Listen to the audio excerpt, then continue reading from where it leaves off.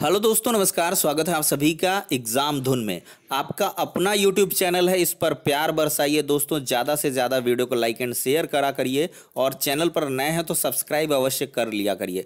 तो दोस्तों, यहाँ पर सचिव जो पीएनपी हैं उनसे आज वार्ता हुई है। अभ्यर्थियों ने वार्ता की है। मार्कशीट क्रमांक, सब्जेक्ट कॉम्बिनेशन, मेरिट विषयवार बनेगी कि नहीं आदि कई बिंदुओं पर यहाँ पर चर्चा हुई है। देखते हैं क्या कुछ क्लैरिफिकेशन दिया है यहाँ पर सचिव पीएनपी अनिल भूषण चतुर्वेदी जी ने। दोस्तों, यहाँ पर अगर देखा जाए तो ऐसी अगर कंडीशन आ रही जैसा जो सचिव साहब कह रहे हैं तो लाखों अभ्यर्थी दौड़ से बाहर हो जाएंगे। जी हाँ दोस्तों, उनका कहना ये है कि मेरिट विषयवार नहीं बनाई जाएगी। उन्होंने कहा ये कोई सब्जेक्ट के आधार पर भर्ती नहीं निकाली गई है, ये एडेड जूनियर की भर्ती है। और जहाँ तक उनकी जानकारी ये है, उन्होंने कहा जो शासनादेश हैं या विस्तृत विज्ञापन हैं उनके अध्ययन के आधार पर ये चीज़ें उनको मतलब एनालाइज हुई हैं या उन्होंने ये कहा है कि विषय का इसमें कोई लफड़ा नहीं है, कोई किसी भी सब्जेक्ट से फॉर्म फिल कर सकता है। इस पर अभ्यर्थियों ने कहा कि सर मान लिया कोई अगर बीटेक होल्डर है, उसने हिंदी से भर दिया और बहुत अच्छे मार्क्स पा गया, फिर ऐसा तो कहीं नहीं होगा बाद में जाकर के कि भाई आप तो साइंस स्ट्रीम से हो, आपने हिंदी को कैसे ऑप्ट कर लिया। या एसएसटी वाला स्टूडेंट है, उसने मैथ साइंस को चुना या मैथ साइंस वाले ने एसएसटी को चुन लिया और इसके आधार पर फाइनली क्वालिफाइड हुआ। तो इस पर सचिव पीएनपी थोड़ा सा असमंजस की स्थिति में आए और उन्होंने अभ्यर्थियों को कह दिया कि आप जो है लखनऊ से संपर्क करिए। लखनऊ से सारी चीज़ें एक्टिवेटेड हैं, वहाँ से जो इंस्ट्रक्शन आते हैं उनके आधार पर हम काम करते हैं। तो दोस्तों, यहाँ पर जहाँ तक मुझे चीज़ें हैं कि जो शासनादेश है वो कहीं पर भी कोई स्पष्टता नहीं दिखा रहा है, क्योंकि यहाँ पर पद भी नहीं है और सब्जेक्ट का यहाँ पे ऑप्शन भी नहीं मांगा जा रहा आवेदन में।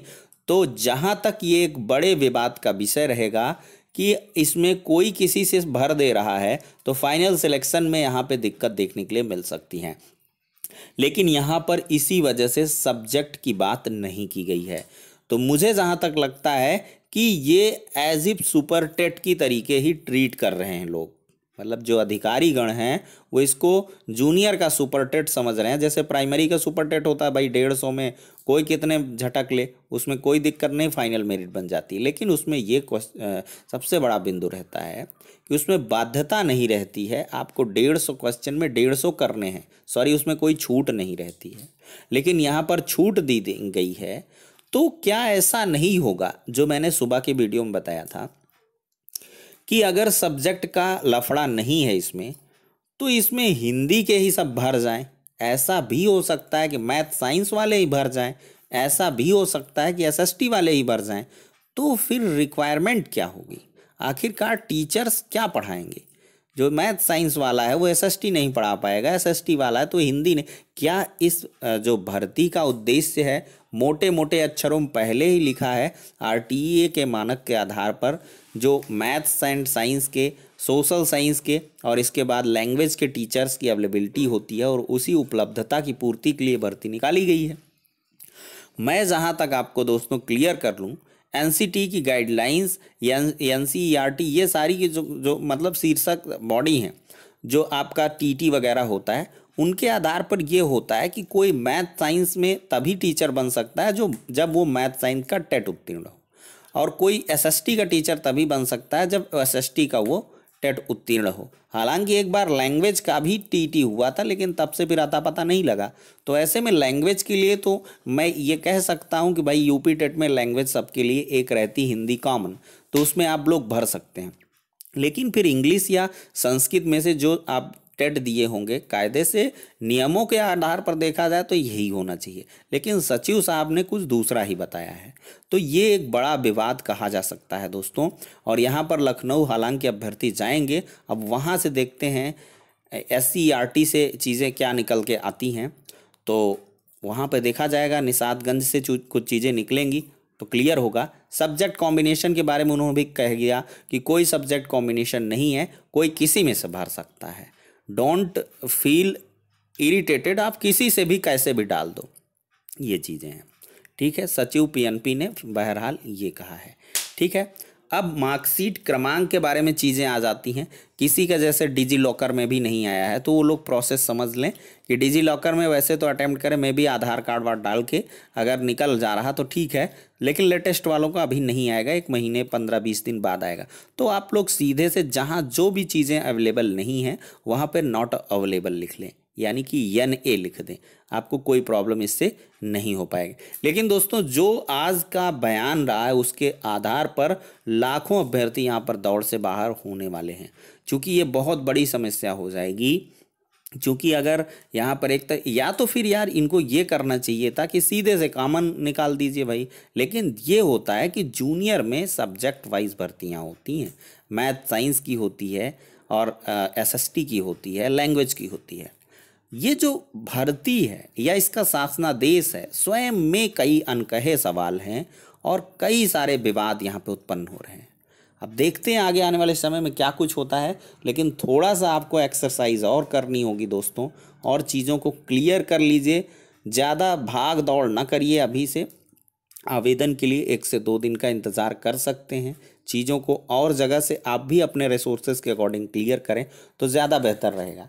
लेकिन जो मैंने 100 की सीधी एक बात आपको मोटिया बात बताई है, देसी भाषा में कहें कि आपकी पकड़ जिसमें मजबूत हो, जिसमें आप 100% दे सकते हो, उसी को चूज करना। यहाँ पे कई यूट्यूबर आ जाएंगे आपको गुणांक बताने लगे अभी से कि इसका 72, इसका 70, इसका 71, इसका 65 में हो जाएगा। ऐसा कुछ नहीं है। मेरिट तब आप निर्धारित कर सकते हैं जब पेपर आप देखे हों। पता नहीं मैथ साइंस का कैसा पेपर होगा, SST का कैसा होगा, लैंग्वेज का कैसा होगा, कौन किसको चूज किया होगा, तो ये सारी चीज़ें द्विधात्मक हैं। और ऐसे में तो ये क्लियर ही है कि जिसकी एकेडमिक हाई होगी उसका डंका बजेगा, लेकिन जिसकी थोड़ी सी एकेडमिक लो है तो उसको चाहिए बम्पर तरीके से मेहनत करें, सब्जेक्ट को उड़ा दे, गर्दा उड़ा दे। जी हाँ, परीक्षा की खोपड़ी में छेद करना है तो आपको कायदे से लगना होगा और बहुत ही तीव्रता से तैयारी करनी होगी। समय काफ़ी कम है, सोचने विचारने का समय भी बहुत कम है। तो ऐसे में जो जिस सब्जेक्ट में पारंगत हासिल किए हैं वो उसको लेकर भरें और टेंशन फ्री रहें। लेकिन जिनका ये भी है कि यार मैं हिंदी में भी उधेड़ सकता हूँ, मैथ साइंस में भी उधेड़ सकता हूँ, तो थोड़ा सा 1 आध दिन वेट कर लो और 10 के बाद तो कोई चांस नहीं है, 10 तक भर लेना फॉर्म, नहीं तो वेबसाइट क्रैश होनी है इनकी। मुझे जहाँ तक लगता है लास्ट तक में क्रैश हो जाएगी, क्योंकि अभी बहुत लोग जो है यहाँ पे ट्राई कर रहे हैं कि यार क्या करें क्या ना करें, सभी सोच विचार की स्थिति में है। तो इनकी वेबसाइट में अभी थोड़ा सा क्रैशिंग होगी और 1 हफ्ते मुझे जहाँ तक लगता है टाइम भी बढ़ाना पड़े, लेकिन उसकी उम्मीद में आप लोग ना बैठिएगा। आप लोग जैसे जिसका देखिए, मैं तो जहाँ तक जानता हूँ समझता हूँ कि आपका जो TT आपने दिया है मैथ साइंस से दिया तो मैथ साइंस से देना, क्योंकि बाद में विवाद फंसा सकते हैं काउंसलिंग के दौरान, या कोई भी सर्कुलर बीच में निकाल दे कि भाई एज यूजुअल ऐसे ही होता है। मैथ साइंस का अगर आपके पास TT नहीं तो आपने SST का कैसे भर दिया, सब्जेक्ट कॉम्बिनेशन SST का TT है तो आपने मैथ साइंस कैसे भर दिया। तो जो आपने भरा होगा, और जब ये TT वाली चीज़ें होती हैं तो वो ग्रेजुएशन से कहीं ना कहीं इंटरलिंक हो जाया करती हैं। लेकिन यहाँ पर हर एक अधिकारी जो भी है वो यही कह रहा है कि यहाँ पे सब्जेक्ट कॉम्बिनेशन नहीं है, और जो शासनादेश है उसमें भी कोई सब्जेक्ट कॉम्बिनेशन नहीं रखा गया है, और जो फॉर्म भराया जा रहा है उसमें भी सब्जेक्ट कॉम्बिनेशन जैसी कोई चीज़ नहीं है। तो यहाँ से फीलिंग फ्री आप कर सकते हैं, कोई किसी से अप्लाई कर सकता है, लेकिन एकदम नज़रअंदाज अप्लाई ना कर दें जिससे कि थोड़ी सी आपको दिक्कत हो। और सबसे बड़ी बात है यार कि जो भी अप्लाई करेगा उसका उस सब्जेक्ट में कमांड होगा ही, तभी उसने जो है उस सब्जेक्ट में अप्लाई किया है।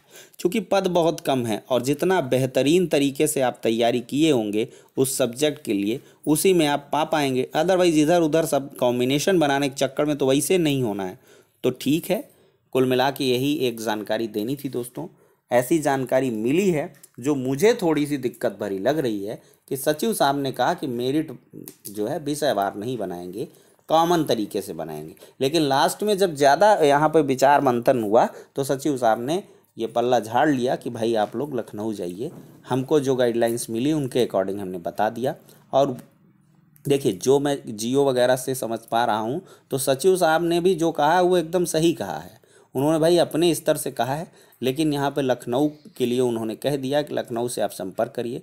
देखिए, जैसे ही लखनऊ से कोई क्लियर कट इन्फॉर्मेशन आएगी तो आपको अवगत कराया जाएगा। लेकिन फ़िलहाल जो तैयारी है कॉमन सब्जेक्ट की, आप गर्दा उड़ा के करते रहिए, बम्फर करते रहिए, सुपर फास्ट आपका मैथ, साइंस, एसएसटी सब कुछ पढ़ते रहिए, ठीक है। चूँकि 50 क्वेश्चन आपके कॉमन हैं और वो भी आपके सिलेक्शन में बहुत ज़्यादा योगदान सुनिश्चित करने वाले हैं। तो फिलहाल के लिए यही है, नेक्स्ट वीडियो में मिलते हैं।